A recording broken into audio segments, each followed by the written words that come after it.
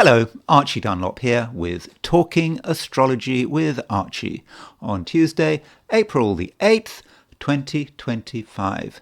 I'm recording this video on Monday morning, on April the 7th at 7:25 a.m. Pacific Standard Time, which is 10:25 a.m. Eastern. And I'm telling you this firstly to make it clear that when I make these recordings, I have to do it a day in advance. And of course, if you're in Australia or New Zealand, I think it's almost the next day. It probably is the next day. It's probably all getting on to being Tuesday. I'm also telling you this because my main topic in this video is going to be the markets, and I want to look at what's happening to the stock market, what's happening to Trump, the Federal Reserve, and a lot of people are thinking, this is the end of financial civilization as we know it. And some people of a certain age are comparing what's happening with 1987. Some people were saying, oh, Monday is going to be like October 1987 when the stock market crashed 20%, I think it was. And for people say my age, born in the 60s or the 50s, that event was huge. I was certainly born in the early 60s. That stock market crash on October the 19th, 1987, was how everyone saw future crashes. They always thought, where's that 20% drop? Anyway, I just looked at what the markets are doing. Again, this is just how it's looking. Now it's 7:27 a.m. Pacific Standard Time on Monday morning. So just from the perspective of now, the markets went down a lot. The futures were down a lot over the weekend, and they do seem to be recovering at the moment. I mean, they're still down a lot, but not by as much as they used to be. Now that could change very quickly. So I thought I would try to look at the astrology of what is happening, and to give some idea about whether or not this is it. And I do think that so much about what is happening now is connected with Neptune moving into Aries. Now, as far as Trump is concerned, I was looking at bulletin boards, and someone was saying, well, what we need now is some higher force to intervene to sort of get Trump out of the way. And the problem with that analysis is that it assumes that Trump is actually an individual. It's a human being. Now, Trump, of course, is a human being, but he's also president of the United States. And as I often like to say, he is an instrument of the collective. He is the higher force. So if Trump hadn't have been born, he would have been born anyway, because he's just reflecting the way things are going. And you could say that his actions are a reflection of Neptune in Aries. And another thing, by the way, looking at what's happening, there is a theory that a lot of what Trump is doing is about a battle with the Federal Reserve. Trump wants to get interest rates down. It's not just about tariffs. He wants those interest rates down. And you've got the chair of the Federal Reserve, Jerome Powell, who I think perhaps has ideas above himself. I'm not convinced he's a particularly good chair of the Federal Reserve. I think he's a lot weaker than he seems. He has this fantasy that he might be the new Paul Volcker. Paul Volcker was a Federal Reserve at the end of Carter, beginning of a Reagan regime, who smashed inflation. But Jerome Powell isn't Paul Volcker, and we still have to look at his chart. I don't have a time of birth for Paul Volcker. Sorry, for Jerome Powell, but that's something I'll be looking at the end of this video. But first of all, let me look at the astrology and the I Ching for today, which is Tuesday, April the 8th, 2025. If you enjoy this video, I'd be very grateful if you were to like it. If you're not subscribed, I would be extremely grateful if you were to subscribe, because it does make a difference to the channel. So here is the picture for today, which is Tuesday, April the 8th. Now, first things first, the moon. The moon is... where's the moon gone? I've lost the moon. The moon is here. The moon is at 1 Virgo. So at noon, New York time, the moon is in Virgo. In fact, to be precise, the moon goes into Virgo at 2:40 in the afternoon London time. So that means that the moon goes into Virgo at 9:40 New York time, which is 6:40 in the morning Pacific time. So it's another day which is a changeover. You know, it's partly in Leo, partly in Virgo, and just before the moon moves into Virgo, it makes a square to Uranus. So there's Uranus at 25 Taurus. Moon, well, in late Leo, is making a square to Uranus. So the first part of the day is about the moon being in Leo. Then it moves into Virgo, and so moon square Uranus. It's a fast-moving aspect, and it can be about passing stubbornness, wanting to hold on to things, because the moon is in a fixed sign in Leo, Uranus is in a fixed sign in Taurus, so there are things we want to hold on to. And some people could be a little bit rebellious if we try to get them to do something that they don't want to do, or because it could be us being the rebel, wanting to hold on to what we believe in. And we have got some non-lunar aspects. We've got Venus sextile Uranus. So Venus is still going retrograde. Venus is still pretty close to a conjunction with Saturn. And I think that Venus conjunct Saturn does say a lot about our fears. I mean, you may not have any money directly invested in the stock market. I don't know what your obviously I don't know what your financial position is, but even if people don't have anything invested in stocks, whatever, it still affects everyone.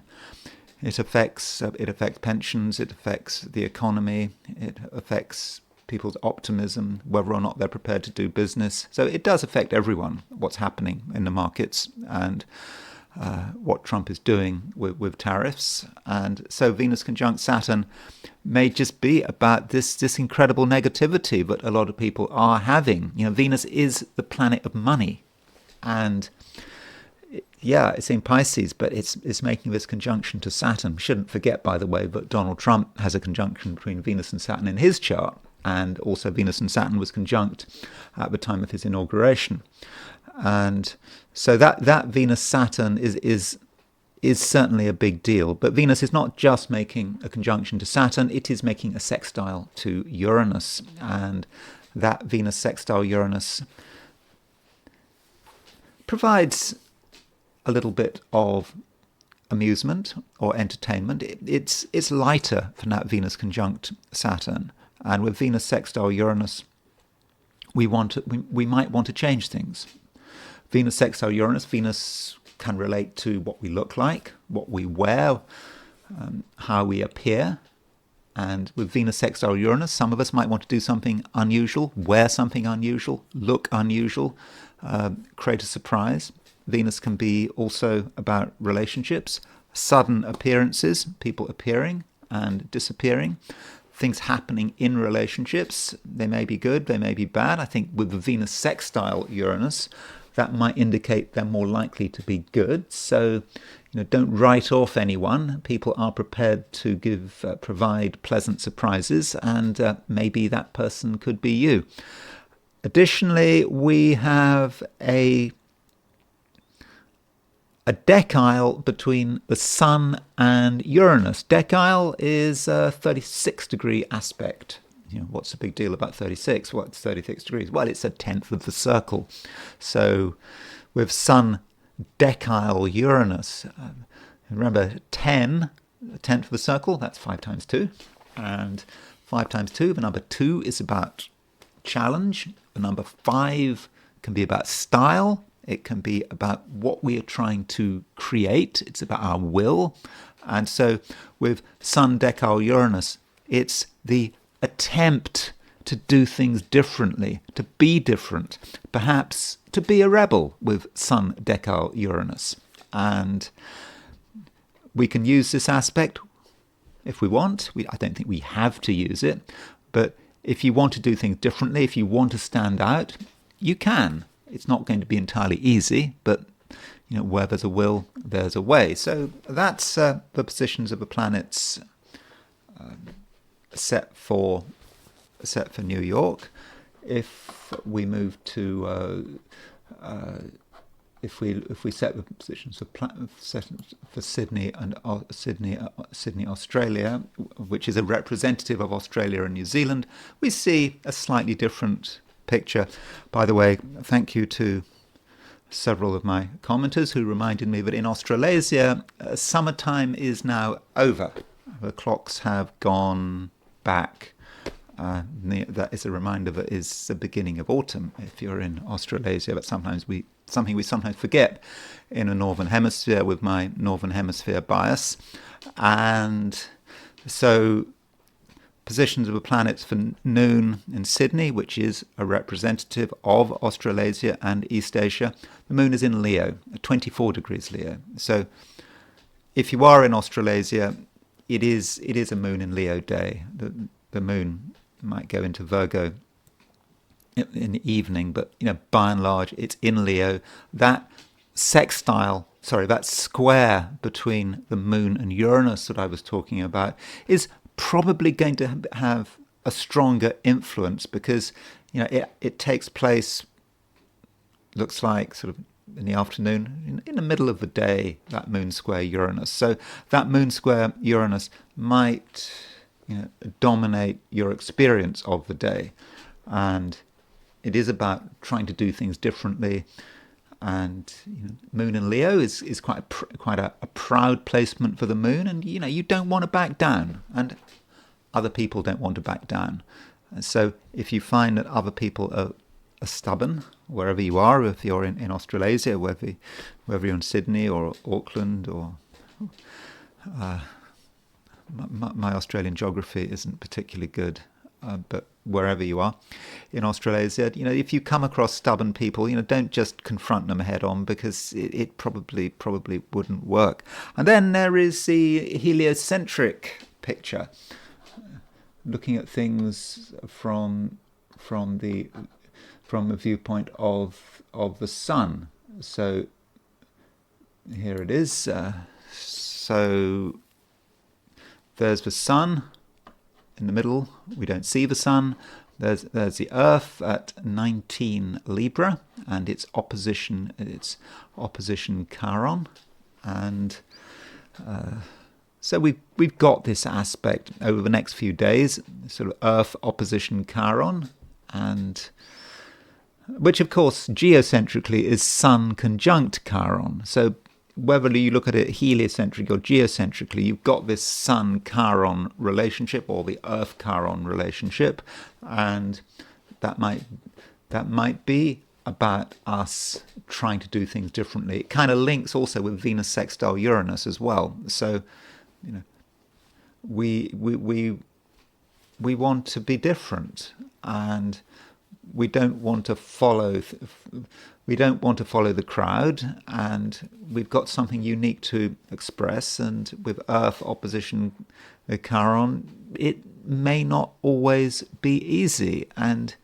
sometimes we don't really know what's happening, especially as Venus is making a quincunx to Neptune heliocentrically. There is Venus in Libra making a quincunx 29 Libra, heliocentrically, remember, making a quincunx to Neptune at 29 Pisces. So heliocentrically, Neptune is still in Pisces. I don't quite know how to view signs in a heliocentric chart. I know that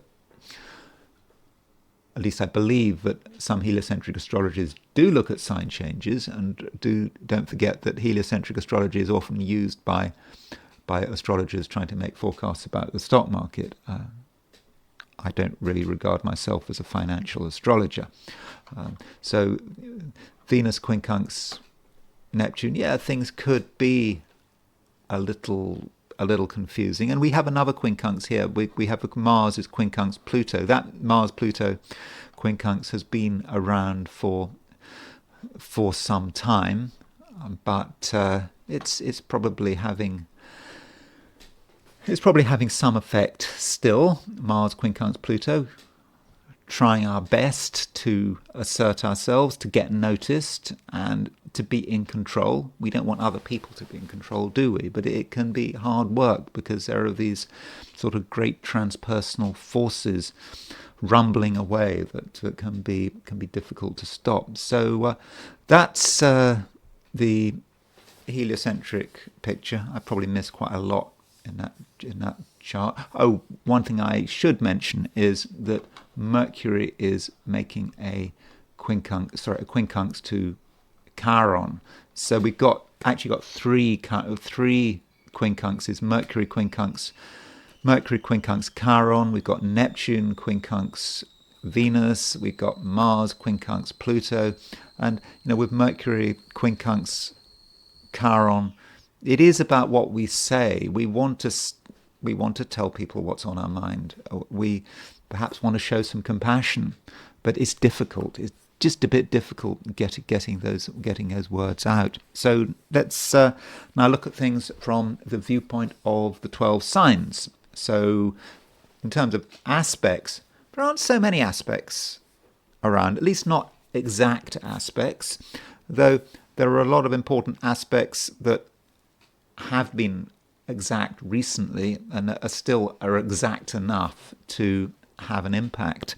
So anyway, these are my forecasts for the 12 signs for today, which is Tuesday, April the 8th, 2025. Aries, things aren't too bad. The sun is in your sign, and one thing I didn't mention, which I should have mentioned when I was looking at my forecast for Monday and today, is the position of the sun. The sun is in the 19th degree of Aries. It might just be leaving the 19th degree, but at some stage during the day, it is between 18 degrees Aries and 19 degrees Aries, and the sun is in your sign. So what? So what about the sun being in the 19th degree of Aries? Well, the 19th degree of Aries is the sun's degree of maximum exaltation. Well, I think in Western astrology it's just seen as the degree of exaltation. In Vedic astrology, when you look at exaltation degrees, it's more sort of continuous. You move in and out of exaltation, and as you get further away from the exaltation degree, it loses some of that exaltation power. But I think if I take a Vedic approach, even if the sun is past 19 degrees Aries, I still think it's in a very strong part of the zodiac. And so Aries, with the sun in around the 19th degree of Aries in your sign, you continue to be strongly placed, and you are someone who absolutely can make things happen. And if you assert yourself, if you are dynamic, you're almost certain to get a response, a favourable response, I think, because not everyone will appreciate what you're doing. There could be a little bit of conflict, but you're an Aries. That's just part of being alive. And the sun in Aries, it's still making a sextile to Jupiter. And with this sun sextile Jupiter, you really can present yourself not just as a person who is dynamic, but also as a person who is positive and forward-thinking The kind of person who really should be listened to. So it is very important not to doubt yourself, though. Sometimes when you have a lot of ideas, when you're ready for action, you can take things too far, and you shouldn't forget that the moon is changing sign. It's moving from Leo to Virgo. So moon in Leo was great. It still is going to be in Leo.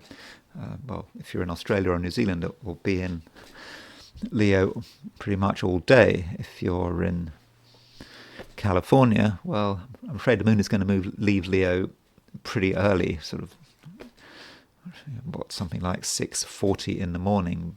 So, with this changeover from Leo to Virgo, you just might have to take certain things a little more seriously. It's not enough just to have ideas. It's not enough to start things. Once you've started things, you have to make sure that they actually work. You have to see them through. And that may be what Moon in Virgo is about.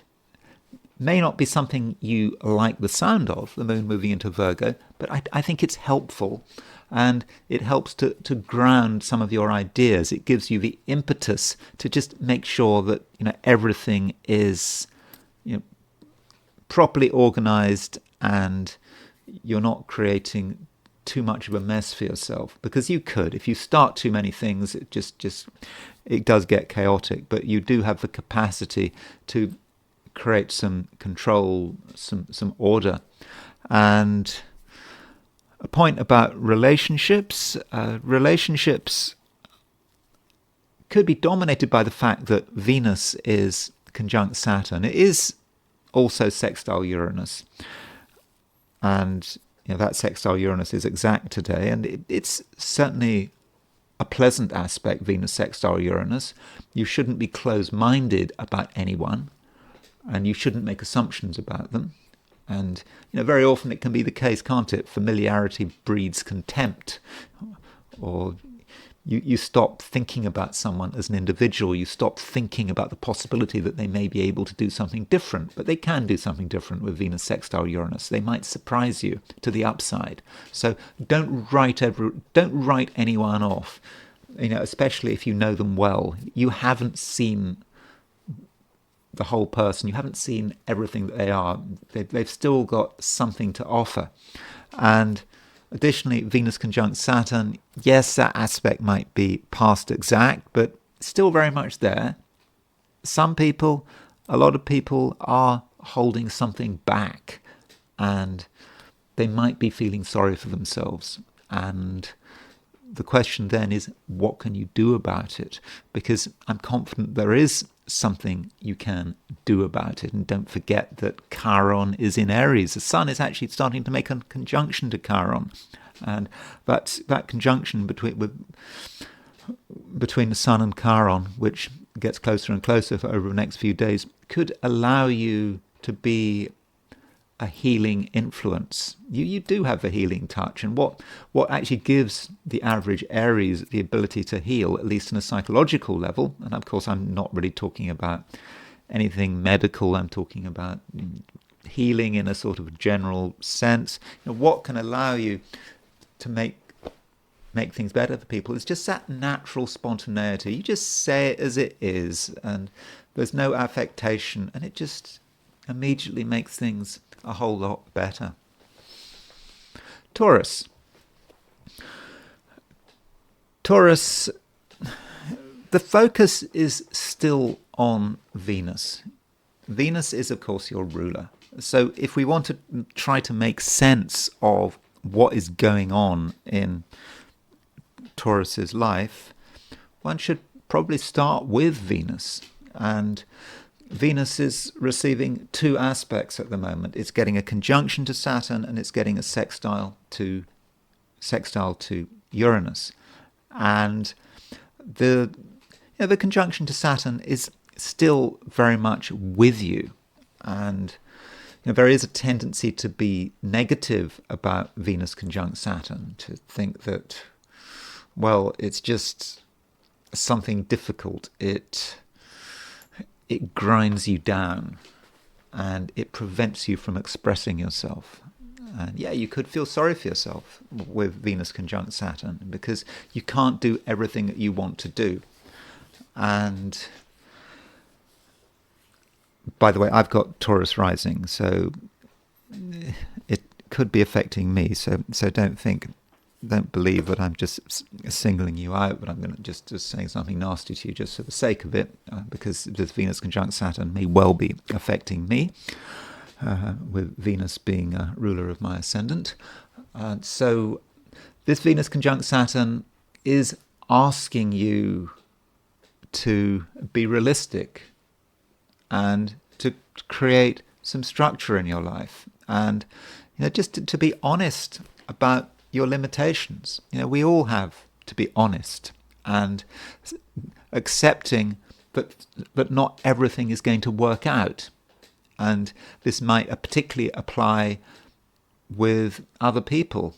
Other people appear to offer a great deal, but are they actually going to come up with the goods? And the answer in many cases may be no.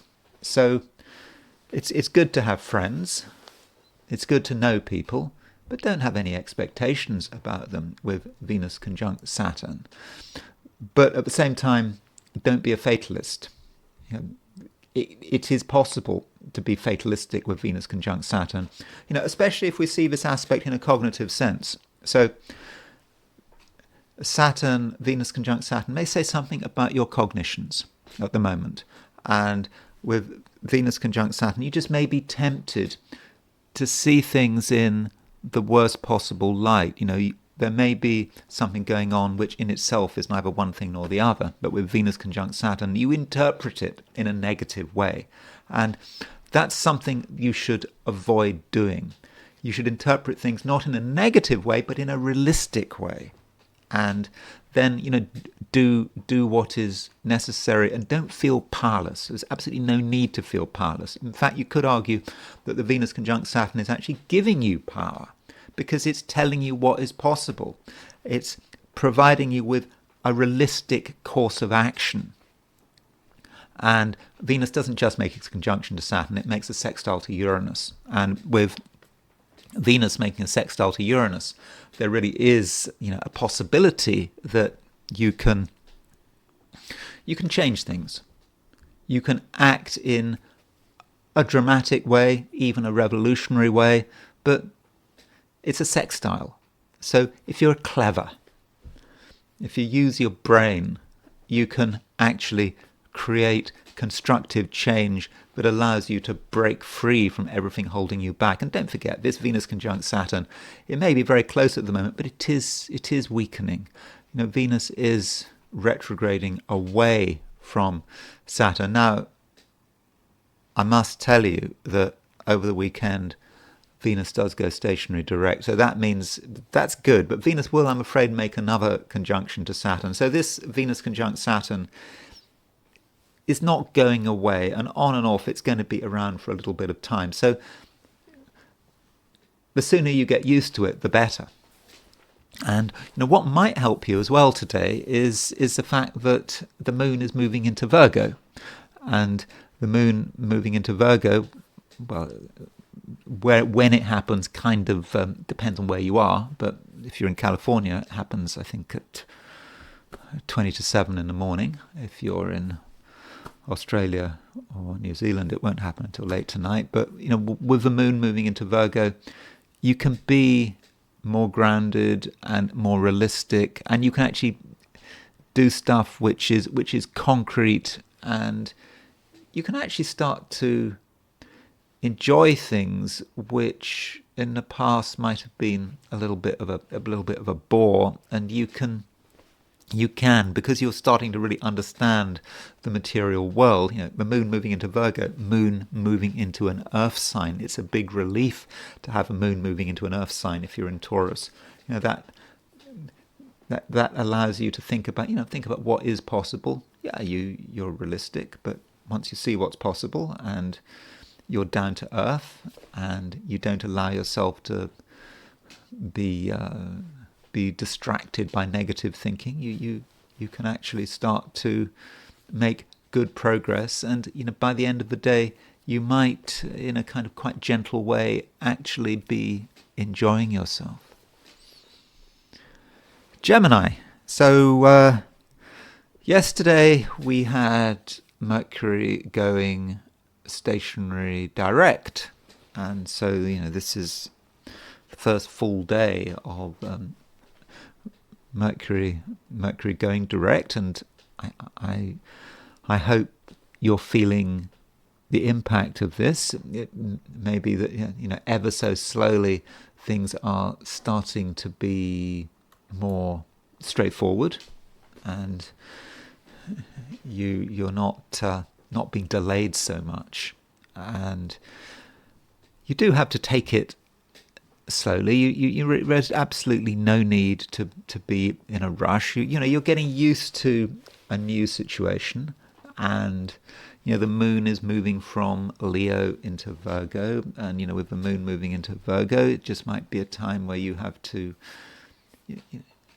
just take on board changing circumstances, making sure that you are properly grounded. You've had all sorts of ideas, all sorts of concepts. Now you've got to start thinking about the consequences. So, thinking about Gemini. So this is Donald Trump, for example. So if you're Donald Trump, he's a Gemini, and the moon is moving into Virgo. So if Donald Trump is on the West Coast, I know you probably don't want to hear about Donald Trump, but I'm just saying this anyway, because I'm a Gemini, talking to a Gemini about a Gemini. And so I think 9:40 this morning, Eastern Standard Time, if he's in Washington, D.C., moon in Virgo, he's coming down to Earth. And perhaps he's starting to see the consequences of what he's doing with his tariffs. Now, I will be talking about this in great detail. I'm not not great detail, in more detail at the end of this video. But Donald Trump is a man who doesn't have any planets in Earth signs, at least not traditional ones. And so, with Moon in Virgo, for him, you can see, oh, well, he's actually looking at the details. He's looking at the numbers here. He's had all these ideas. Now we're seeing what's happening. And I don't really want to compare you to Donald Trump, but, try to imagine yourself in that kind of position. Things have been happening. You've had ideas, and now you're starting to see the consequences with Moon in Virgo. And you can be realistic and down to earth, and you're not going to drift off on flights of fantasy with the moon moving into Virgo. And you can then make sure that your ideas and your plans have some chance of actually working out. And in terms of other aspects, if you look at Mercury, your ruler, Mercury is making a conjunction to Saturn. Still, it's moving away from the conjunction of Saturn, but it's still pretty close to Saturn. It's close to the North Node, and so it is a time, Gemini, when you do have to be very realistic. You always knew you had to be realistic, but maybe with the moon moving into Virgo, you finally get it. You finally get what you have to do, and that what you're doing affects other people, and at the same time, that other people can't 100% be relied on. With Mercury making a conjunction to Saturn, Mercury making a conjunction to the North Node, other people matter. But if you've got Mercury conjunct Saturn, Mercury conjunct the North Node, right between those two conjunctions, you could say that Mercury is on the Saturn North Node midpoint. And so that indicates to me that you can't rely entirely on other people. You might know lots of people, you might have a huge network of contacts, but you're seeing other people's limitation, and you're maybe seeing the limitations of some of the advice you're receiving. That is certainly something that you might want to consider. So that's the picture, Gemini. It's a bit hyper-realistic. That's what it should be. Just be realistic. I'm not convinced that it's going to be a super fun, easy, relaxing day, but I do think it's a day, Gemini, when you can accomplish a great deal, provided that you are honest with yourself. Cancer. Cancer, the moon is moving through late Leo, and then it moves into Virgo, and the moon, while it's in late Leo, it does make a square to Uranus, and even when the moon is in Virgo, I still think you're going to feel that square to Uranus to some extent. And so with the moon square Uranus Cancer, I think that you are going to want to do things your way. You always have a certain independent mindedness to you, but that moon square Uranus might actually intensify it, and you may not take kindly to being told what to do, and you might be defiant. What's that one in the DSM-5? That handbook of the American Psychiatric Association or the American Psychological Association. I think it's the Psychiatric Association, DSM-5. It talks about oppositional defiant disorder. And I'm not saying you've got oppositional defiant disorder, but with Moon Square Uranus, there is a certain amount of oppositional defiant disorder flying around. I think it's the American Psychiatric Association, isn't it? Not the Psychological Association. With their DSM-5, it's this handbook of every psychological complaint that they're aware of. And so you could be a little bit oppositionally defiant today. Not in a pathological way, but you're just going to want to assert yourself, and you won't really take kindly to being told what to do, and so just be aware of that in yourself, and just don't make too much of a fuss about it, and remind yourself that you are in control.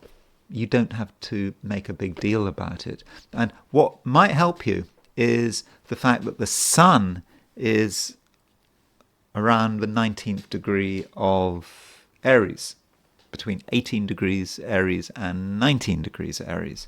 Okay, it might be moving a bit beyond 19 degrees Aries, but I think we can still say that the sun is roughly on the 19th degree of Aries, and the sun is therefore on the degree of its exaltation.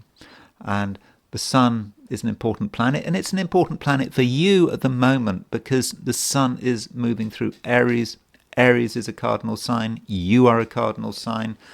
And always at this time of year, around April the 8th, the sun is in the 19th degree of Aries. So I don't know what past April the 8ths have been like for you. April the 8th, April the 9th, 7th, I don't know.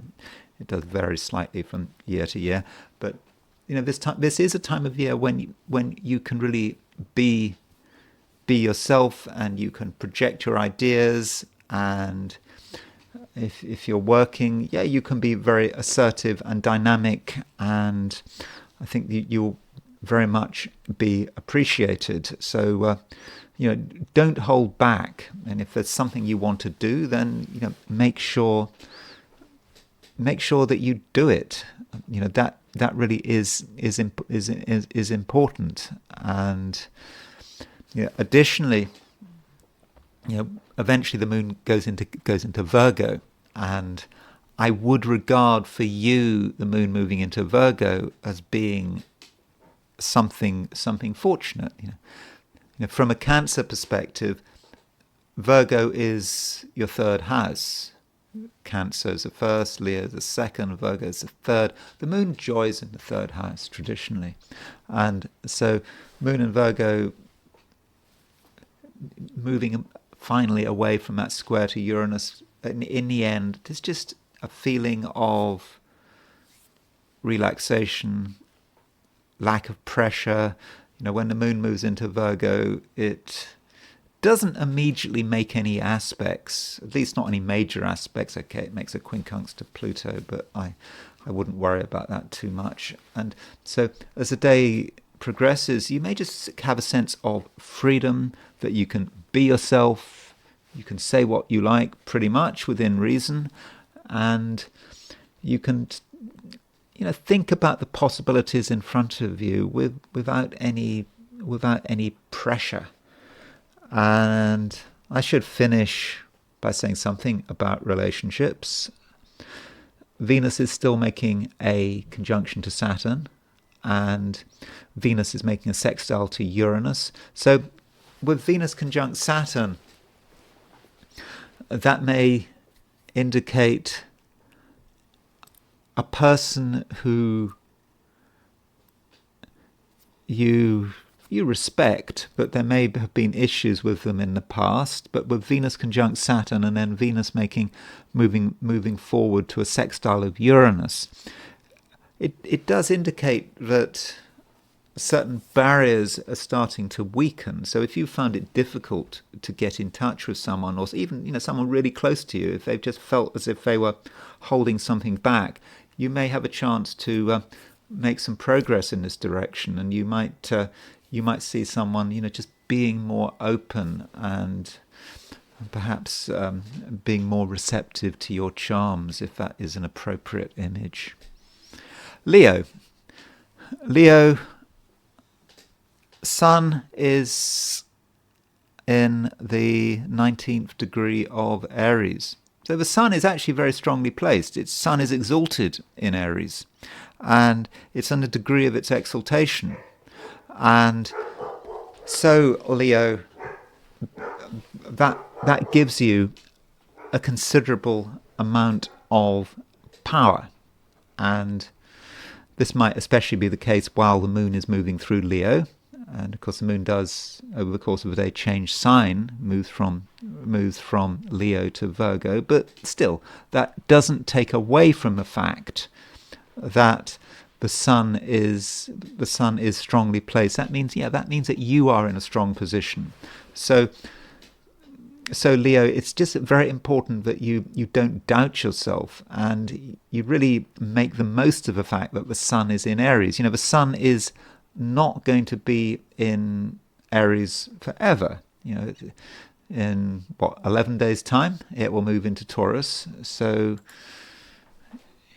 do act, while you can, and don't get caught up in any slowdowns. Weekends can be a slowdown. Right at the end of the sun moving, right at the end of the sun's movement through Aries, as you move towards the 20th, it's Easter, isn't it? It's a very late Easter, isn't it, this year? And of course, in the United States, one thing I find completely weird about the United States, I mean, coming from Europe, is the fact that Easter just does not get recognized. That Good Friday is just a normal day. I find that completely strange. It's not about me being a Christian or anything. It's just totally strange. And the UK, which is a fairly atheistic country in its own way, still Good Friday is an important day, even if some people forget what it's all about. That is strange, but it can be a time, if you're not in America, if you're in a country where Easter is important, the Western Easter, Orthodox Easter is of course on a different day, I think. Is it? I don't know. But you don't want to waste time. You've got to squeeze everything in while the sun is moving through Aries, and you don't want to get distracted, and you don't want to do things which could be harmful, and that might be a problem. I'm not saying it's a problem that's necessarily going to happen, but some Leos today might find themselves putting energy into something which is at best a waste of time, at worst could actually be harmful, and it just may be about a distraction, or it might be an event happening which in the first instance you're not part of, but you get caught up with an event which is unpleasant, and your own responses might not be particularly useful. And anything that is difficult, dangerous, criminal, sleazy, whatever, really should be avoided today. Chances are that what I'm saying is not going to influence you. It's going to have no impact. But I'm just saying it's something that you should be aware of, and it just shouldn't take away from the fact that the sun is in the 19th degree of Aries. It is a time, Leo, where things really can work for you. So if you just focus on what is good and life-enhancing, what is a fundamental expression of you, then I'm confident that you're going to be able to do things in a way that it works out. And additionally, Leo, part of what today might be about is managing the surprises. Though the moon is making a square to Uranus. Now this moon square Uranus, possibly more relevant in Europe and particularly Australia and New Zealand than in the Americas, but even in the Americas you feel it to some small extent. And with moon square Uranus, you do have the opportunity to set the pace and to create new events and to make announcements and to get people to stop what they're doing and really to think about it. And then eventually the moon does move into Virgo. In fact, if you're in the Americas, today is more about moon in Virgo rather than moon in Leo. And so if you are in the Americas, particularly with the moon moving into Virgo, things do calm down as the day continues its course, and you may want to just focus on things that are important. And while it's true that you are in a very strong position, you mustn't forget practical details with moon in Virgo. And you have to realize that things have to be paid for. You have to be paid. You have to make sure you are rewarded, and you have to look after things like money and think about them. It's not something you have to do, but with the moon in Virgo, you just want to change your emphasis, and the moon is in an earth sign, and you yourself can become a little more grounded and down to earth. Virgo, the moon is starting to enter your sign. If you're in the Americas, this morning, moon moves into Virgo. If you're in Europe, Africa, this afternoon moves into Virgo. In Australia or New Zealand, and then the moon moves into Virgo this evening. And with the moon moving into Virgo, you're feeling more comfortable, and you are reminded of the fact that Mercury is now stationary direct. So, yesterday Mercury went stationary direct. If you look at the chart, Mercury in the chart, it's lost its R. For the last 3 weeks it had an R attached to it. That R is gone. And so you're feeling probably better, and you're feeling that things can now move. And there is a possibility of advancement, of being able to get going on things which perhaps had been delayed, certainly delayed over the weekend, but they may have been delayed over the last 3 weeks. And when the moon moves into Virgo, it doesn't immediately make any major aspects. Okay, it makes a quincunx to Pluto, but that is pretty minor, and so that gives you freedom. You are in your element, and no one's telling you to do anything.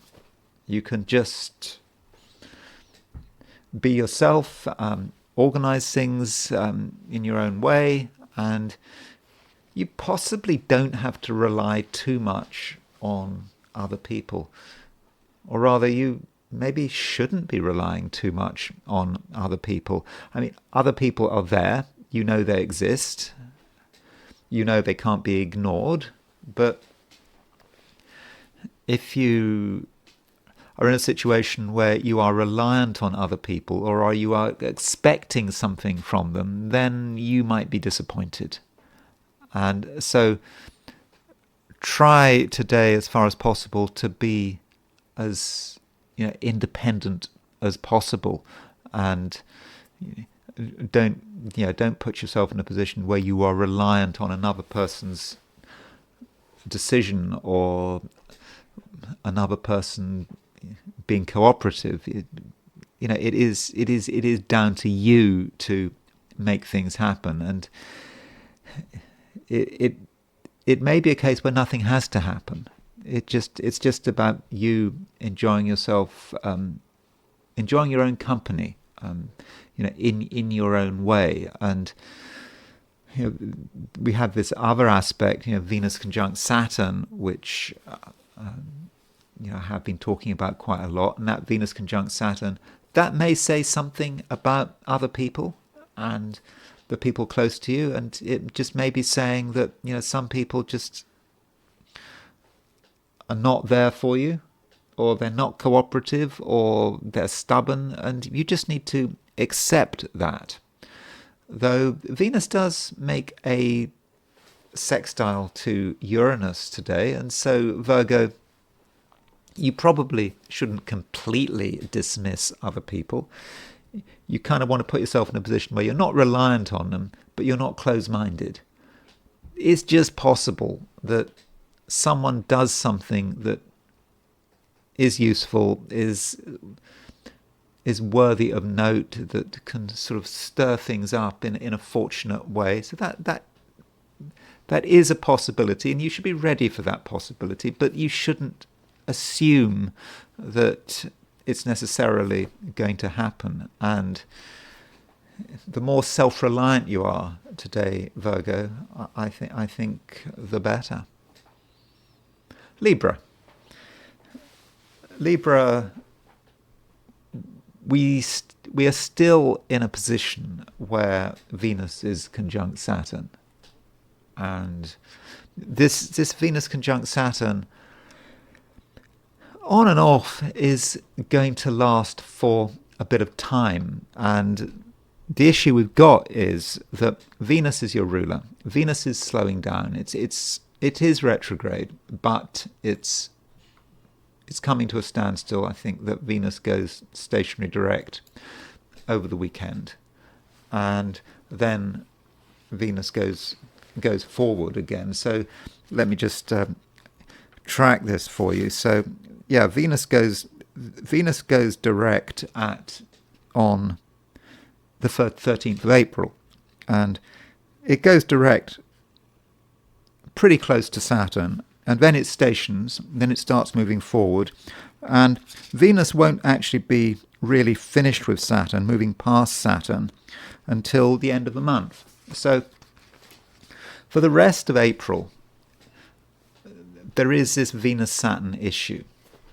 And looking at it from a negative view, you might at times feel that you really can't fully express yourself, that there is a weight on your shoulders, and you might be wondering, when is it going to go away? Well, I've just told you, I think by the end of April, Venus will be moving away from Saturn, and of course Venus will move out of Pisces and into Aries. But just do take it slowly, and if over the next couple of weeks you feel that things are not going your way, or you feel frustrated, you need to remind yourself this is just about Venus conjunct Saturn, and you should also be trying to utilize it. It's not an entirely negative aspect, provided Saturn gets respected. And Saturn is a planet that is often seen as being about structure and discipline.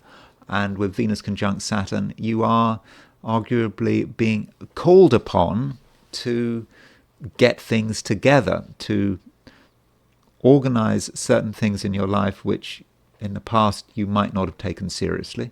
And this organization might be about your living space. It might also be about your health. Have you been looking after yourself properly? That may be a question that Venus conjunct Saturn is asking, or rather what Saturn is asking you. Look at what you're eating, what you're not eating, how you're exercising, how you're not exercising, and additionally, are you putting yourself in places which are physically and psychologically healthy? Other people have an impact. Having the wrong people around you can be quite draining. So there is a lot you can do, and you shouldn't see this Venus conjunct Saturn as being something negative. I mean, it might feel negative at first, but I think it should be encouraging you to make changes. And as far as today is concerned, Venus, as it moves away from Saturn, it is actually making an exact sextile to Uranus. And again, this Venus sextile Uranus is another aspect that's going to be around a lot between now and the end of April. And this Venus sextile Uranus is about change.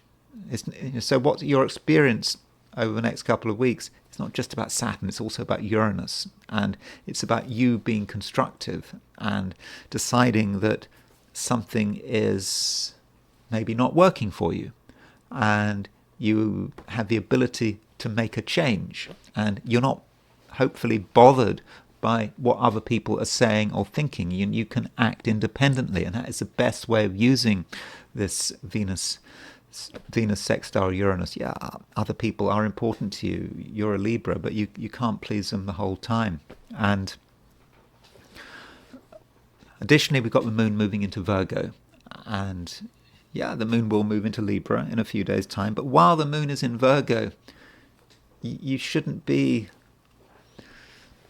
obsessed about what's happening around you. It's you that matters. And you could say that the best thing you can do is just to, be yourself and not to feel that you're under any pressure.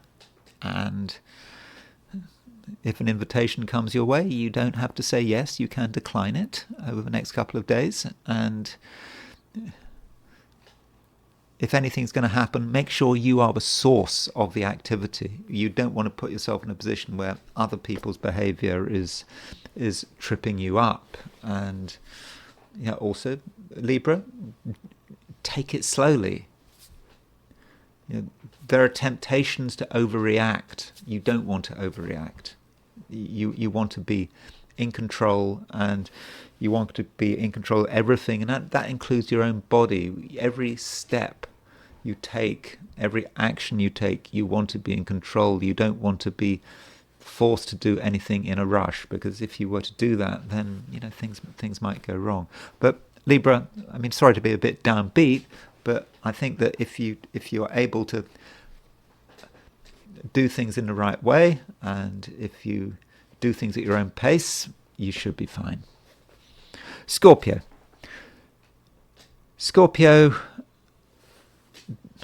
the moon is in late Leo, perhaps moving into Libra. Moving into Virgo. And if you are an American Scorpio, then really for most of the day the moon is going to be in Virgo. And with the moon in Virgo, there's not much pressure. There has been pressure quite recently, but I don't think that pressure is particularly intense at the moment. You know how to look after yourself. You know how to assert yourself, but is that really going to be necessary? I think at the moment, probably not. And you can choose your own company, and when you're in company, when you're with people, you're going to be fairly relaxing. I don't think you're going to usually be in the mood to pressurize anyone, unless there's a conflict situation. If there is a conflict situation for whatever reason, then Scorpio, you will have absolutely no problems asserting yourself, because fundamentally you do have a strong sense of self. But I just don't think that strong sense of self is likely to be called upon today. I don't think there's going to be too many challenges, and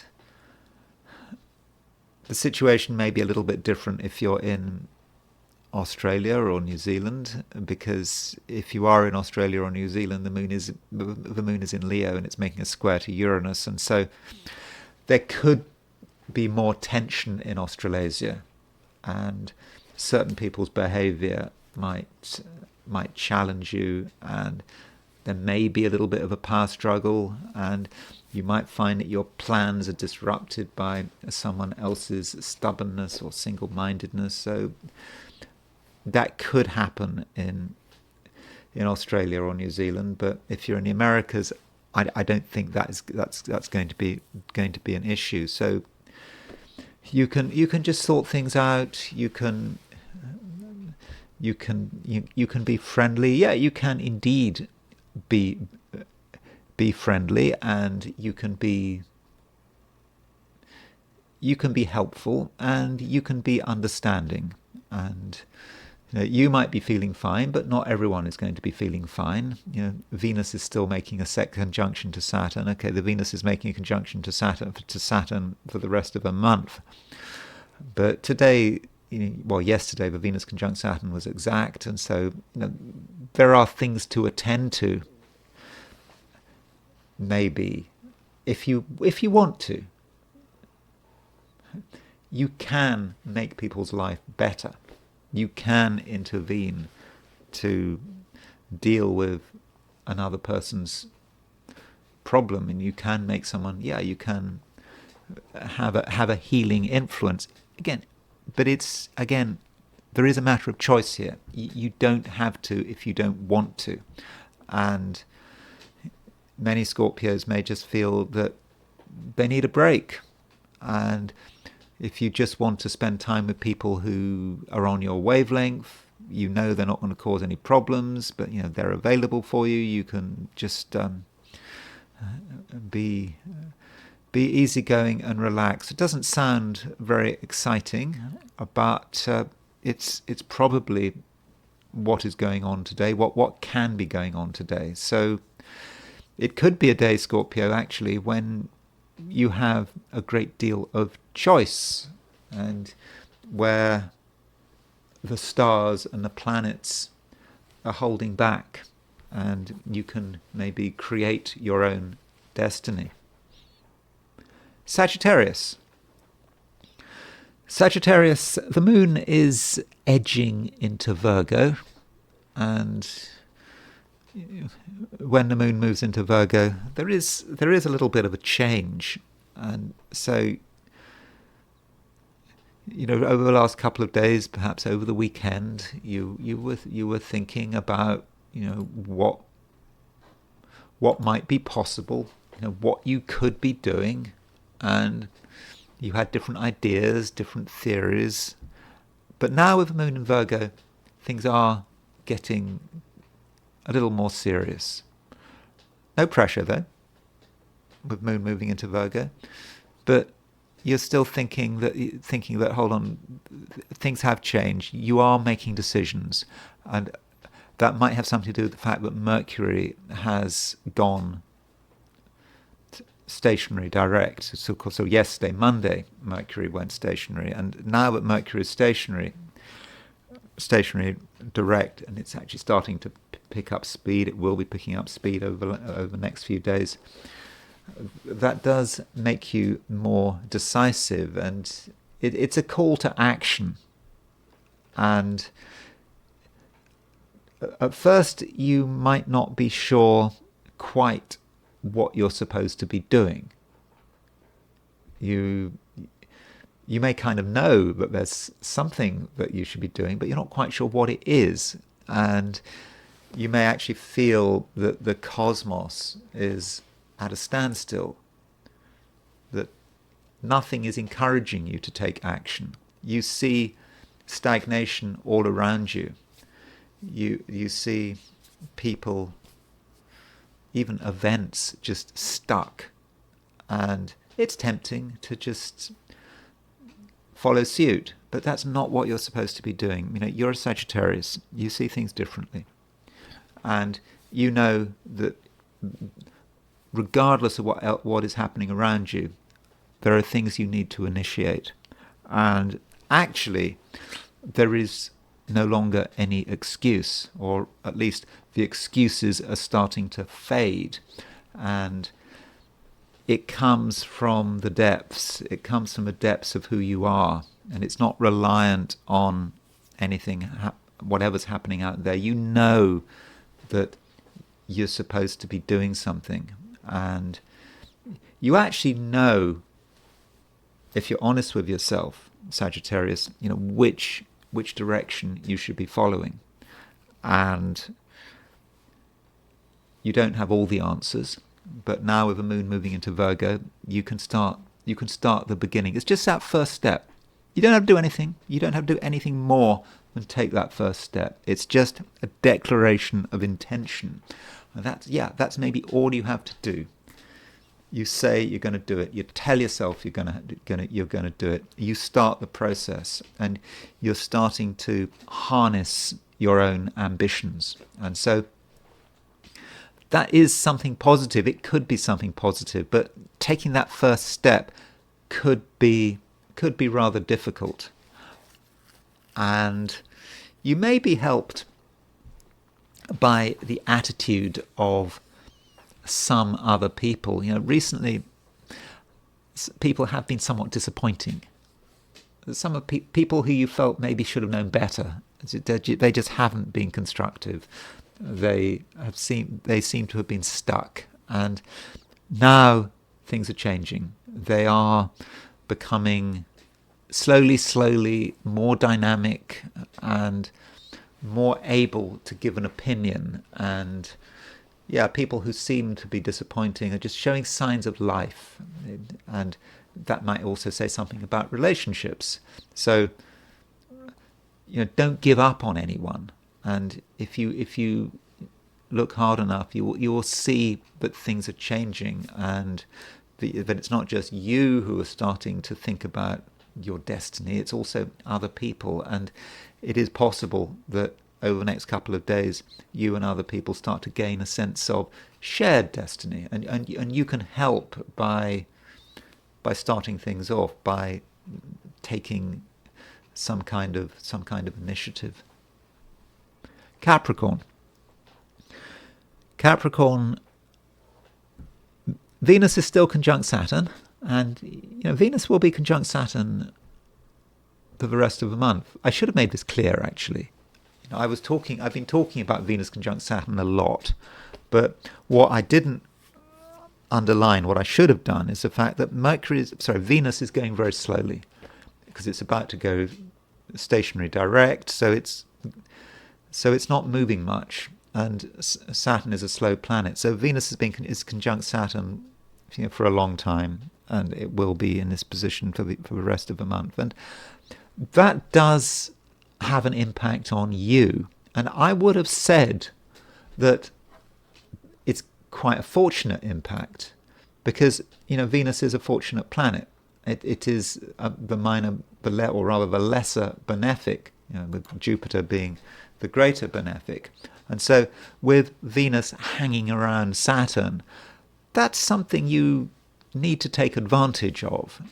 And it's not just on the days when Venus is exactly conjunct Saturn. I think it was yesterday that Venus was exactly conjunct Saturn. Well, it's still very close to the conjunction of your of your ruler of Saturn. And so it is a time, Capricorn, when you should be really thinking about the human resources around you. It's not just people you know well, partners, close friends. It's everyone.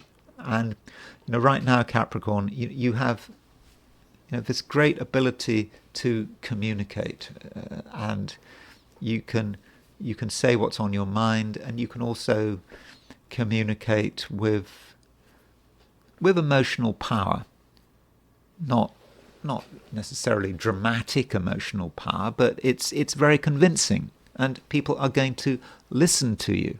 And today we've got the moon moving out of Leo into Virgo, and the moon moving into Virgo strengthens you even more. With the moon in Leo, you might have been a little bit introspective. You may not have been entirely sure of yourself. You may have been rather too cautious, but now moon in Virgo, things are changing. You're brightening up. You're starting to be aware of new things that could be happening, and you're not necessarily satisfied with the way things have been in the past, and you want to create change, and you're able to communicate this, and that there is something about you that is very positive, that people are going to listen to, and they're going to appreciate. And additionally, it's a good time for really demonstrating who you are and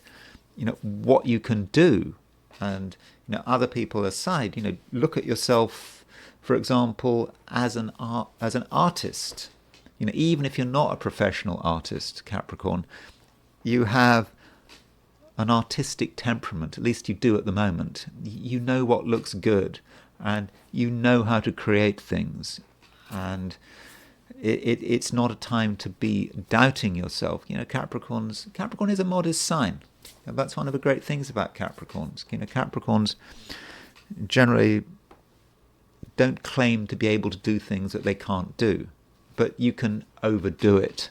And so, Capricorn, be honest. Be honest about what you can do. If you've got a choice, modesty and arrogance, kind of err on the side of arrogance. I'm not telling you to be arrogant, because you're not arrogant, but just don't be afraid of showing off a little bit, because it's what people want to hear. And you're not lying. You're just being honest about what you can do and how great you are. And in a way, that might be one of today's challenges. Aquarius. Aquarius, you are a clever person. At least that's how you should see yourself. You're in a position where a lot of your abilities are really in top form, and it may also be a situation where you have actually a chance to really express what you can do, and people are going to be receptive to whatever it is. So, do consider where your strengths lie, and these strengths, have come about for a reason.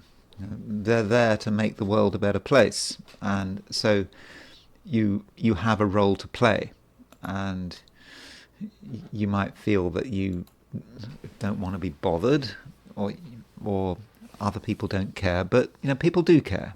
And this is a time when many people are feeling under the weather.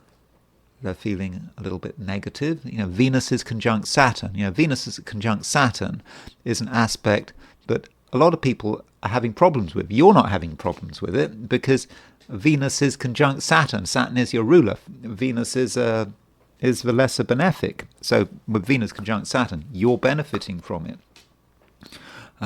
You are able to be a friendly, likable person who has a lot to contribute, and that does give you a sense of, it should give you at least a sense of responsibility. And it's not not casual. It's something very deep. It comes from, who you are, and if you're honest with yourself, then you'll be able to really have an impact. So Aquarius, it's important that you don't shirk this responsibility, and additionally, don't think that you are alone. A lot of support is available, and there are people out there who are honourable, and they're also strong. And the reason they're strong is because the sun is in Aries. Sun rules Leo, your opposite sign. The sun is in the 19th degree of Aries. Sun is exalting. That is the degree of the sun's exaltation in Western, certainly in Western astrology, and so that's a human resource which you can certainly take advantage of. You are not alone. You shouldn't believe you're on your own. You might think you're on your own, especially once the moon moves into Virgo. Moon moving into Virgo for an Aquarian can be a bit difficult because Aquarius and Virgo are two signs that, at least on the face of it, don't have anything to do with each other. I mean, there is actually a connection or a similarity between Aquarius and Virgo. Aquarius and Virgo can, in their own very different ways, can have a certain aloofness and a certain detachment, but the Virgoan attachment is just kind of very different from the Aquarian attachment. So with the moon moving into Virgo, there might be just a slight feeling of discomfort, just social discomfort. You're on a different wavelength from other people, and therefore you should not interact. But that's not what it's about. That discomfort may come about because you're just not using your abilities in the way you should be, and you need to have the right approach. And it just could be that you need to link with deeper resources, and it's not just about telling people what you know. It's about engaging with your heart as well as your mind, and so that's something that you should strive for, and you should additionally really understand other people's role in the whole thing, and what you can do to help people to make the most of their abilities. It's not just about you making the most of things, it's about other people making the most of things. And so you can actually end up as being a facilitator, as an organizer, as someone who is just an encouraging influence. It's not what you wanted, I don't think, but I still think it's something you really can do. So it's a day where you maybe have to think about doing things that you don't necessarily want to do, but you have to be aware of that obligation and responsibility. And if you can do that, in the end, you will start to see that you're really having a favorable impact, that actually, Aquarius, today you can be a force for good. Pisces,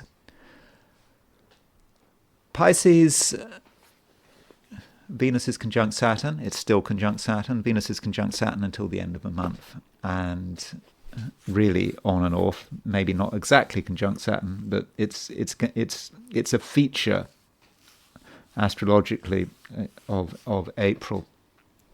And this Venus-Saturn conjunction is in your sign, and I think I talked about it yesterday, and I said that says something about how you come across. You do come over as someone who is quite serious, who's quite sort of with it, and has a certain sense of sort of responsibility about it. You're not someone to be taken lightly, though you do have to accept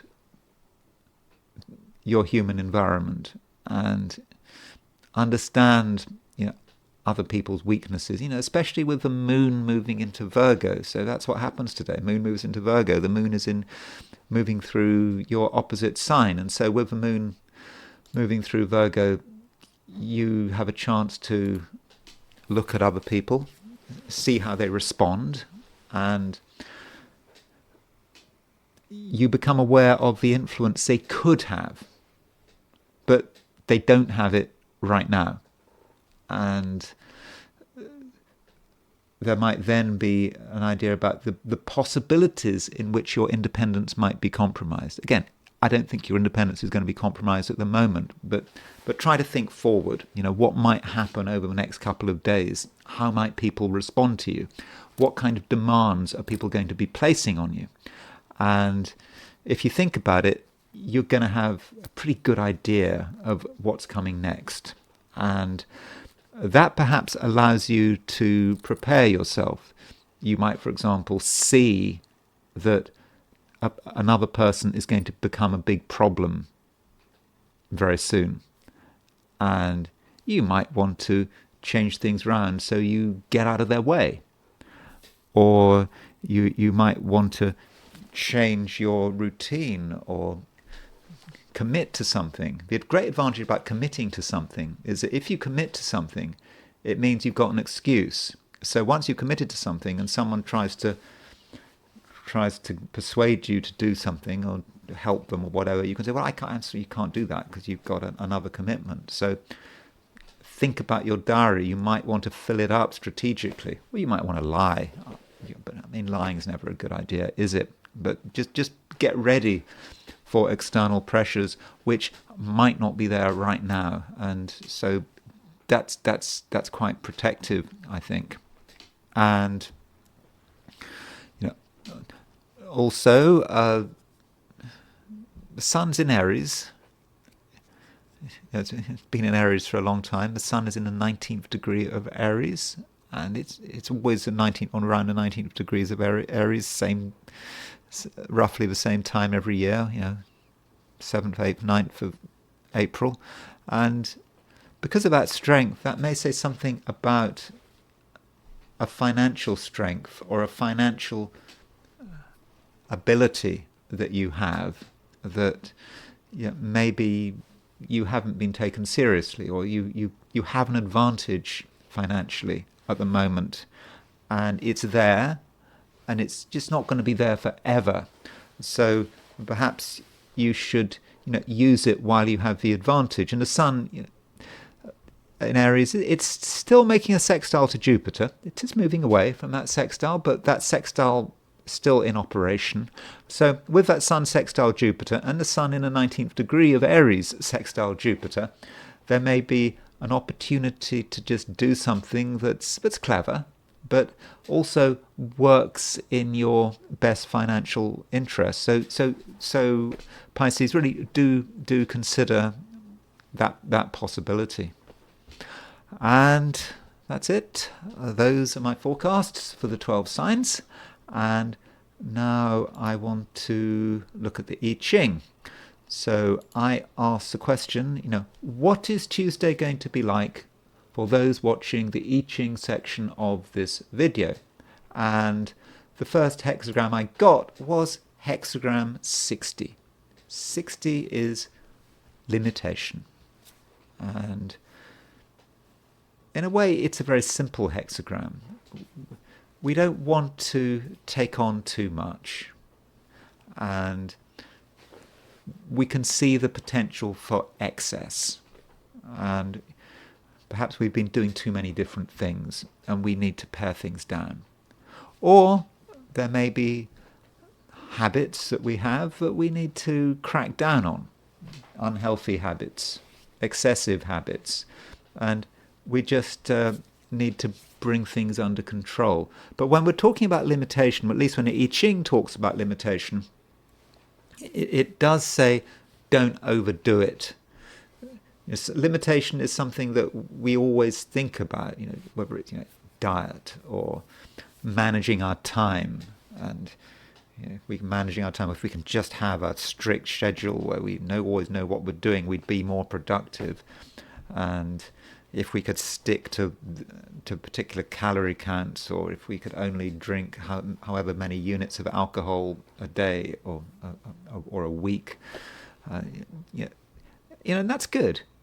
But sometimes if limitation is taken too far and it becomes painful limitation, then the I Ching doesn't really go with that. It indicates that that's not how we should be going about it. Because if limitation is just a complete pain, then are we really going to be able to keep it up? So we don't want to torture ourselves. Of course, sometimes you have to limit a habit which is destructive. If you're a smoker, then you can't really compromise, can you? I mean, you should stop smoking, and even if it's painful to stop smoking, or if you're an alcoholic, you should stop drinking.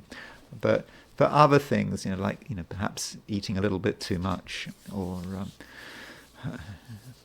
not taking enough exercise, it can work the other way. What you don't want to do is kill yourself trying to over exercise, and it really hurts, but you feel you have to get up at 5 a.m. and run 5 miles, and it really hurts. I Ching is not talking about that. That's not what the I Ching is looking for. And we have 2 moving lines. The 5th line moves and the 6th line moves. And the 5th line is the best line in the hexagram. Very often in the I Ching, the 5th line is the best. And the 5th line is talking about gentle limitation on ourselves. We can limit ourselves, and we can show great self-discipline. We do have the capacity for showing self-discipline, and it's also very modest. We're not shouting about it, but it nonetheless gets noticed, and people appreciate what we're trying to do, what we're trying to achieve, and they may emulate what we're doing, and they might also praise it as well. So our ability to get ourselves together, to be modest, to not take things too far, really does work quite well. And then the 6th line moves. Now, the 6th line could be about taking something too far. We try to limit ourselves too much. It's like what I was saying. We reach a point where it's getting a bit excessive. And additionally, we might try to be rather tough on other people. We might extend our operations and our focus to what other people are doing, and try to control their lives and tell people what to do and what not to do. Now, the I Ching is not comfortable with that. But the I Ching is also recognizing that we might have a good reason to try to tell people what to do and what not to do. Indeed, try to tell ourselves what to do and what not to do. We might have a good reason for going over the top. And the I Ching is kind of saying, well, if you had 2 choices, to be a complete control freak, or to just be totally relaxed, easygoing, let anything go. If you had those 2 choices, it's probably better to be a control freak and have to deal with all the unpopularity that comes your way because you're a control freak, than to be just relaxed and easygoing, because there are bad things going on that need to be stopped. So it's better to go too far in the direction of limitation than to go not far enough. But somehow we must try to get the balance right. We have to be effective, we have to be taken seriously, but ideally we don't want to be in a situation where we make ourselves unpopular and we just feel bad about what we're trying to do. So balance really is important here. Now, 2 moving lines, that means we move to a 2nd hexagram, and that hexagram is hexagram 41, which is decrease. And we talked about limitation and decrease. Decrease may be about giving something up. That's limitation. Sometimes if we want change, if we want things to move on, we have to let go. And I think we had this hexagram quite recently. So what is it that you're holding on to that is preventing you from moving on? It might be something you're doing which is a little bit excessive, you're not enjoying it anymore, and it's just time to say goodbye to it. And because once you let go of something, you create a space and you create an opportunity for something new to come into your life. So a decrease isn't a permanent loss. You're making a space for a future gain, and that all sort of links with limitation. We control ourselves, and we cut out the bad habits, and something else comes in to replace it with, and it's for the good. And now I want to look at the astrology, and I want to look at the markets. I absolutely must make it clear that I am not a financial astrologer. I'm not an economist. I don't claim any special knowledge about the markets. All I'm doing is, just looking at the astrology, having some ideas about what might be going on. And, a lot of people are worried that, this is it. People remember they don't. Okay, not many people. I don't think anyone, very few people have a personal memory of a 1929 stock market crash. You would have had to have been born. Well, I suppose theoretically there are probably a few centenarians who might have some distant memory of a stock market crash of 29, but they are going to be few and far between. But we've read the history books, and so that is what a lot of people are worried about. And I think I want to start off by just reminding ourselves about what is going on astrologically at the moment, and how this could be impacting sentiment, at least financial sentiment. And so right now, if we look at let's look at the positions of the planets. Yeah, right now on Tuesday. Well, yeah, Tuesday, and so we've got Venus conjunct Saturn. Venus conjunct Saturn is it's a difficult aspect. Venus does represent money. So if it's conjunct Saturn, people might be concerned about losing money. And a lot of people are losing money, at least they're losing money on paper, because of falls in the stock market. And it's kind of not surprising that this conjunction between Venus and Saturn is having so much power, because the man everyone is blaming for the falls in the stock market is Donald Trump. And Donald Trump, here is Donald Trump's chart. Donald Trump has a Venus-Saturn conjunction in his horoscope. So he very much is aligned to the Venus-Saturn energy. And furthermore, when Trump was inaugurated on January the 20th, was it January the 20th of this year? Here it is. Here's a chart of Trump's inauguration. There was a Venus-Saturn conjunction. And so this Venus-Saturn conjunction is everywhere. And so people are feeling really negative about their money. And so it's kind of not surprising that I think things don't appear to be working well. And additionally, we've had Mercury going retrograde, we've had Venus going retrograde. And Venus is another planet of money. And so Venus retrograde conjunct Saturn, you can see the problem. And Venus is going to be conjunct Saturn on and off for the rest of the month. Because Venus goes retrograde, and then it goes direct over the weekend, then it goes back, makes a conjunction with Saturn again, and so finally it is able to free itself from that conjunction. So it does take its time. But now Mercury is direct, and so there could be a feeling that maybe things are returning to normal to some extent. And so I think the view that things are that things are difficult in the stock market is apparent. And additionally, we have had Neptune moving into Aries. So Neptune moving into Aries, that is a huge deal. And I talked about Neptune in Aries. I did a video on Neptune in Aries, and Neptune was in Pisces, and Keir Starmer, the British Prime Minister, I think made a speech in which he said that globalization was over.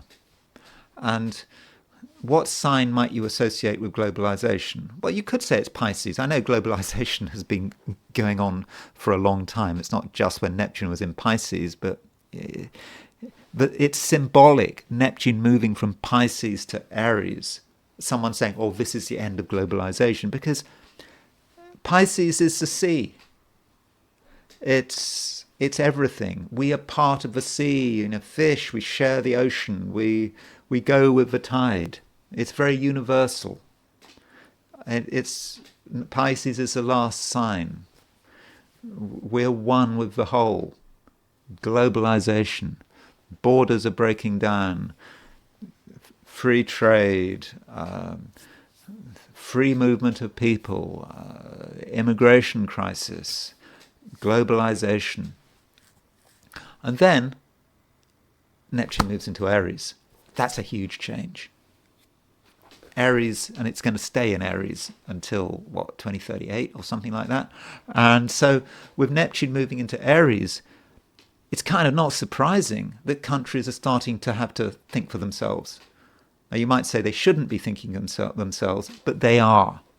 And so Trump is, America first. He is, as I've said, he is a harbinger of Neptune in Aries. He is reflecting the fact that Neptune has moved into Aries. People thinking about their own interests first. Countries thinking about their own interests first. Even Keir Starmer saying that globalization is over. Someone who is known to be an arch globalist, even he sees it. So he is at least in tune with what is happening with Neptune moving into Aries. And so this is the drama that we have, and I think that it would be really completely wrong to blame Donald Trump for what's going on. Yes, it's true that he made the decisions. He wanted to bring in tariffs and put America first, but he's just reflecting what's in the collective. People who blame Donald Trump are just making him more significant. People have this obsession with individuals. It's Putin did this or Trump did this, but these people like Putin and Trump, they're just instruments of the collective. That's all they are, at least when they act as politicians. We should stop thinking about them as individuals, because that just doesn't make any sense as far as I can see. And so Trump is just reflecting what's happening. They're not Trump's tariffs. It was going to happen. Again, if Trump hadn't have been born, someone else would have been born who would have done what Trump is doing. And so we are seeing Neptune in Aries in action. And from a specifically American perspective, looking at it from America, of course, it's Trump who started these tariffs, and there are people thinking, was it such a disastrous thing to do to create these tariffs? And let's just go back to the chart of Liberation Day when he made his announcement on the White House lawn. It was almost destined. This was the time Uranus was on the midheaven. Uranus was pretty close to Trump's midheaven. Actually, this is quite a good chart. Moon is making a conjunction to Jupiter in the 10th house. And that may be all we need to think about. Mercury is in mutual reception to Jupiter. If you're going to do this kind of thing, then that's the kind of chart you want. And it's not, again, it's not these tariffs. It's not about Trump being right or wrong. He's just following the collective. That's all he's doing. I really must emphasize this. Neptune in Aries. This is what it's all about. So it seems to be pointless to blame Trump. Okay, he might have his own motives for doing it, and I'll be talking about these motives in a moment. He might be having his own motives. His motives might be selfish, but it doesn't matter. He is a collective force, and it was inevitable he was going to become president as Neptune was going to be, as Neptune started to move into Aries. So, I would not be surprised if these tariffs in the end work as Trump intended to them. And people are saying, of course, oh, Trump, he broke the stock market, he broke the economy. Well, actually, this is not the first time it's happened.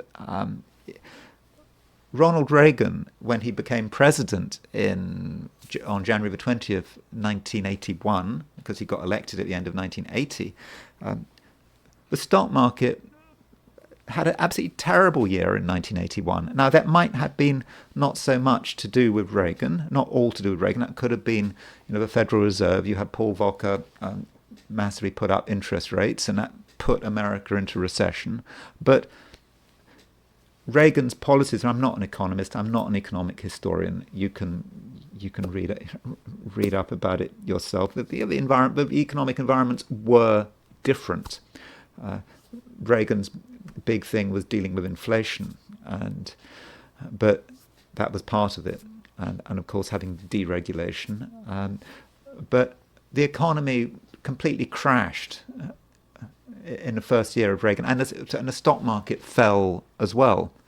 The stock market, the Dow Jones index, I think at the end of 1980, well, by the end of 1981, it was lower. So this is not unusual to have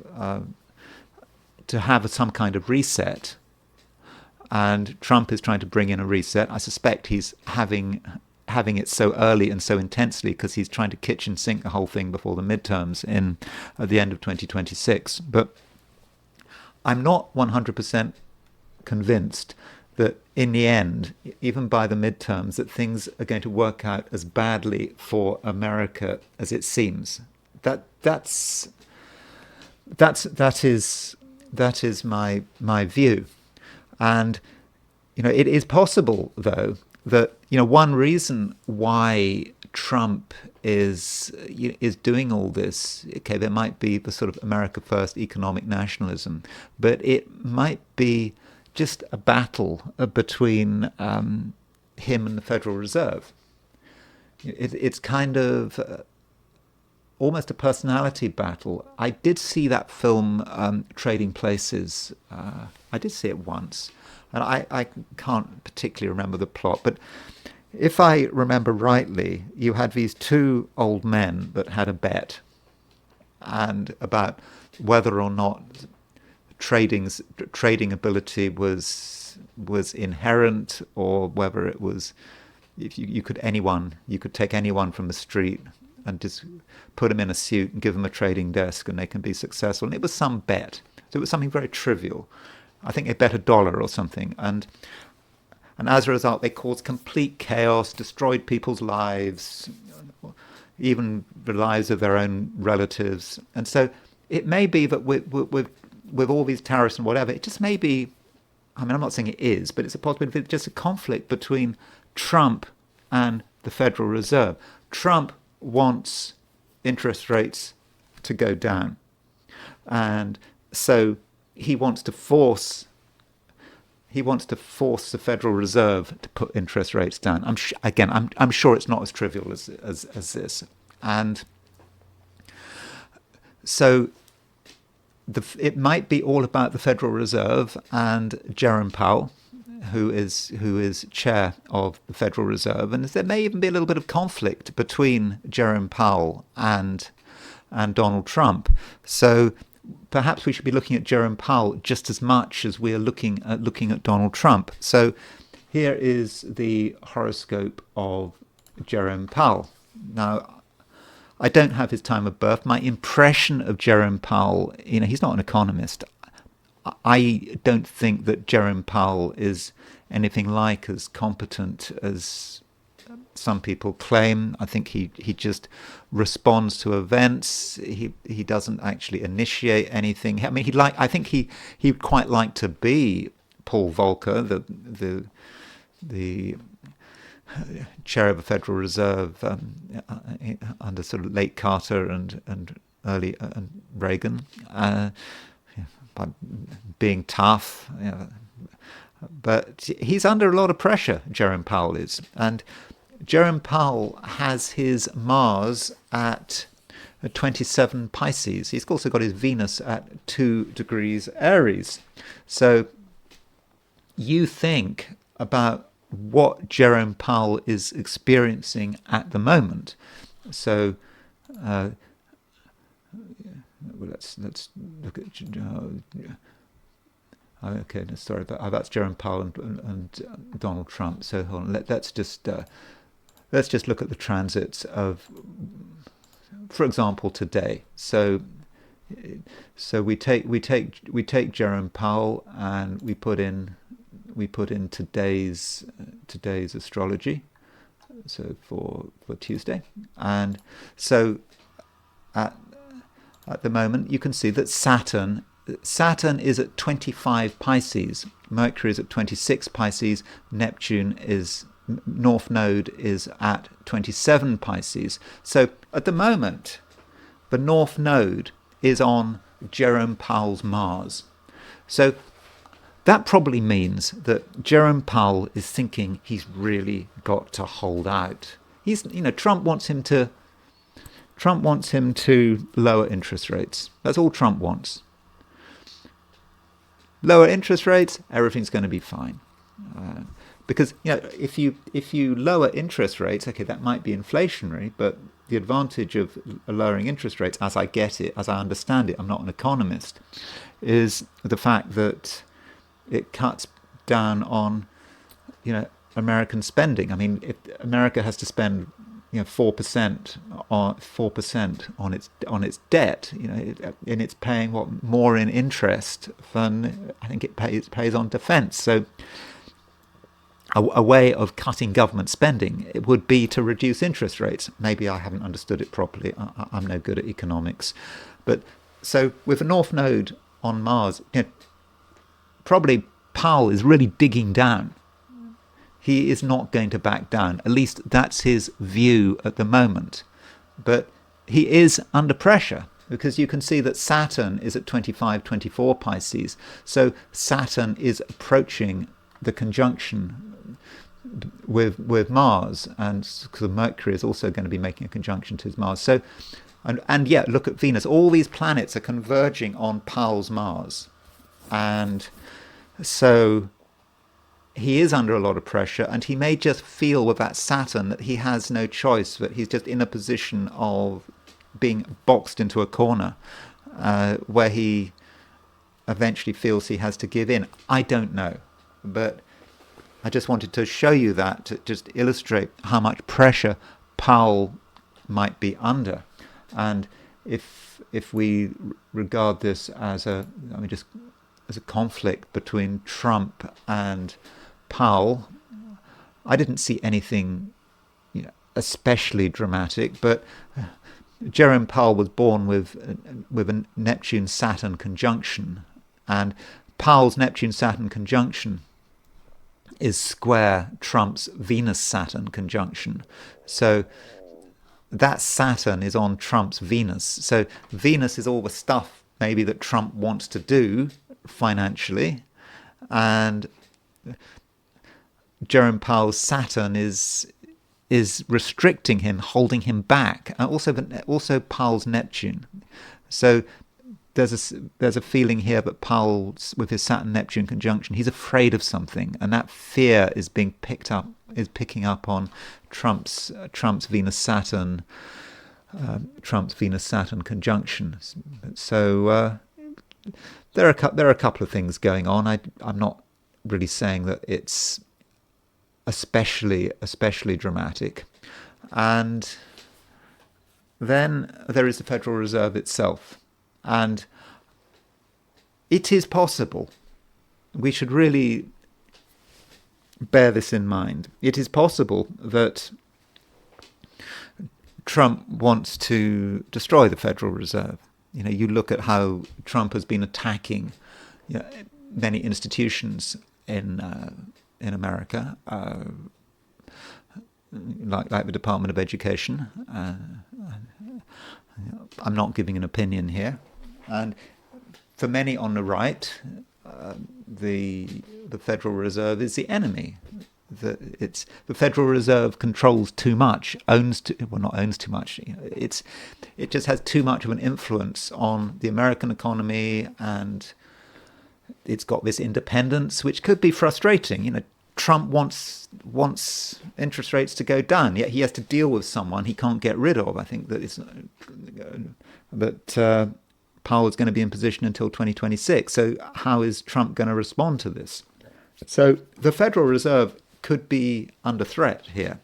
And with the Federal Reserve, we do have a chart for it. It says 6:02 p.m. I don't know why it's 6:02 p.m., but apparently it came into being 6:02 p.m.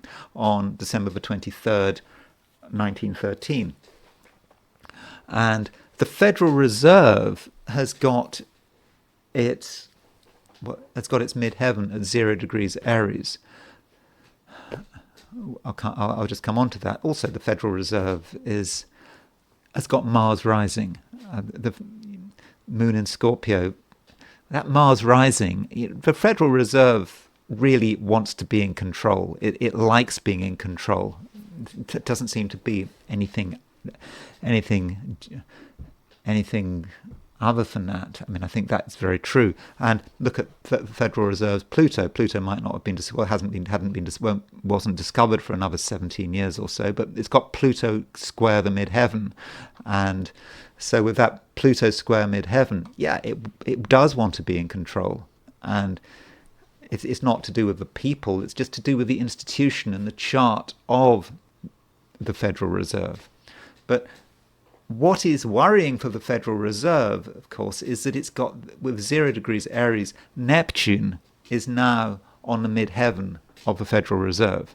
Additionally, Saturn is about to go into Aries. So Saturn and Neptune are starting to make that conjunction. And so that is very much going to undermine and confuse the Federal Reserve. The Federal Reserve is under a huge amount of pressure now. And, astrologically, we can see that Federal Reserve has Sun opposition Pluto, and very close Sun opposition Pluto, certainly within less than 2 degrees, and with Pluto on the square, the Aries point, on the solstice point. And so Sun opposition Pluto hitting a midheaven, and so Neptune and Saturn are about to hit the most vulnerable part of the Federal Reserve. And so the authority of the Federal Reserve, all its power, I think over the next year is going to be completely hammered. I would guess that Trump, in his battle against the Federal Reserve, is in the end probably going to win. And there is also the solar return of the Federal Reserve. So here's the solar return for 2024 of the Federal Reserve. And so Federal Reserve's solar return has Sun exactly on the descendant. When it's Sun on the descendant, and the North Node is square the ascendant. So you get a feeling here of something setting, and you might even want to look at the transits here to the solar return. And so the Fed has kind of peaked, and look at the moon. The moon, it's got its moon at 1 degree at the solar return. Moon at 1 degree Libra, Sun at 1 degree Cardinal, North Node 1 degree of Capricorn. So it completely links up with its own chart. And then Saturn and Neptune are so hitting the Fed's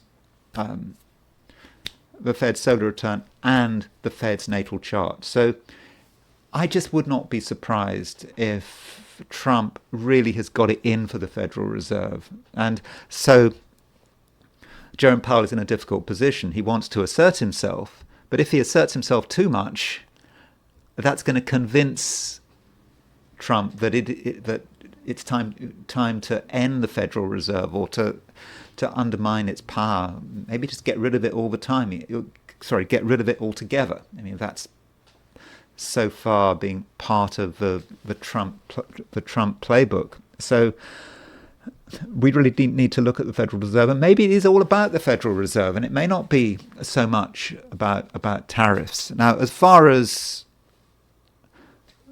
the markets are concerned, I have said this before, I am not convinced that we are talking about complete meltdown, 1929 all over again. I think didn't it take the stock market until 1955 to get back where it was in 1929, or back to where it was in 1933? I don't think we're dealing with this. I don't think we're dealing with anything like that. And I'm not even convinced we're looking at a situation like with Reagan. Reagan, it took well over a year before the stock market recovered. I think it wasn't until 1982, 1983? In the end, there was some kind of quantitative easing with Reagan in the end, once they got inflation under control. But I'm not even convinced it's as bad as that.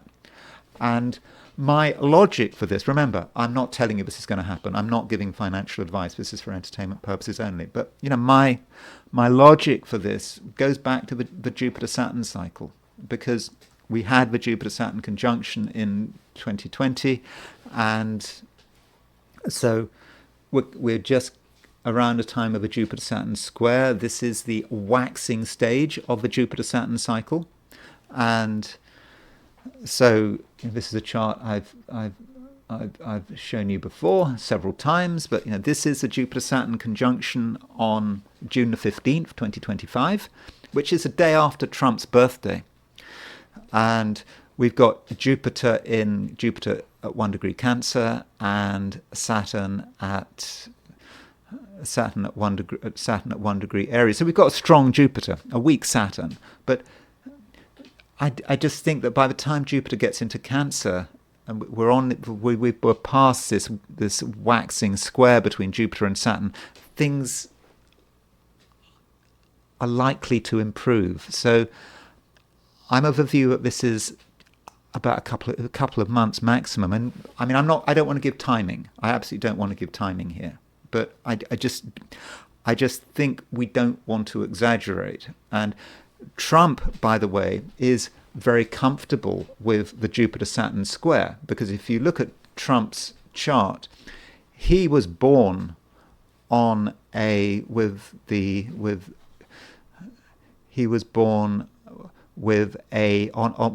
first quarter Jupiter-Saturn square. So the you see Saturn, Jupiter is square Saturn. So there was a Jupiter-Saturn conjunction in the very early 40s, 1940, 41, something like that. And so the waxing square took place as Trump was being born. Interestingly, if Kamala Harris had been elected president, she also has a waxing has a waxing square between Jupiter and Saturn, because she was born, 1960? Was it 1960? I forget. 1965, I think. And so her Jupiter was square her Saturn, and in Trump's case, Jupiter and Saturn are in mutual reception by exaltation. So he is very familiar with the Jupiter-Saturn cycle, and he's kind of acting on the Jupiter-Saturn cycle. And at the time of and he's born on June the 15th, so just after his birthday, the day after his birthday, there's a Jupiter-Saturn square, and I tend to think this is positive, because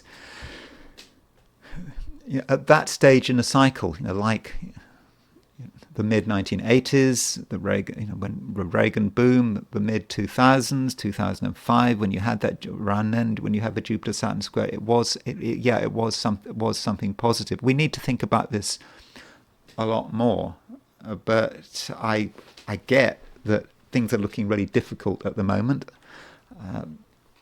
though I just don't think it's complete doom and gloom. One other thing I must point out, finally, that relates to the United States chart. So much of this is about Neptune moving into Aries. It's about the end, as Starmer says, the end of globalization. And turning to the American chart, the United States has 1 degree, if we take 1 degree 3 Aries as it's on its IC. And so Neptune is moving on to the United States' IC. It's also moving on to the Federal Reserve's midheaven. And so with Neptune and also Saturn moving on to the IC, the IC could represent the fundamentals of the economy, the fundamentals of the country, the roots of the country. And with Neptune on the IC and Saturn moving on to the IC, everything is changing. It's all being washed away. The old system is going, and that is what is happening. But as I said, as far as the markets are concerned, I'm not as pessimistic as many people are, and I just think as we move into the early summer, we will see some signs of improvement. I think it's a possibility, but I must make it clear I'm not giving any financial advice. I'm economically illiterate, and this is for entertainment purposes only. So anyway, thanks very much for listening. I hope you enjoyed this video. If you did enjoy this video, I'd be very grateful if you were to like it. If you're not subscribed, I'd be super grateful if you were to subscribe. If you want to buy me a coffee, there is a link in the description, and I will talk to you again tomorrow.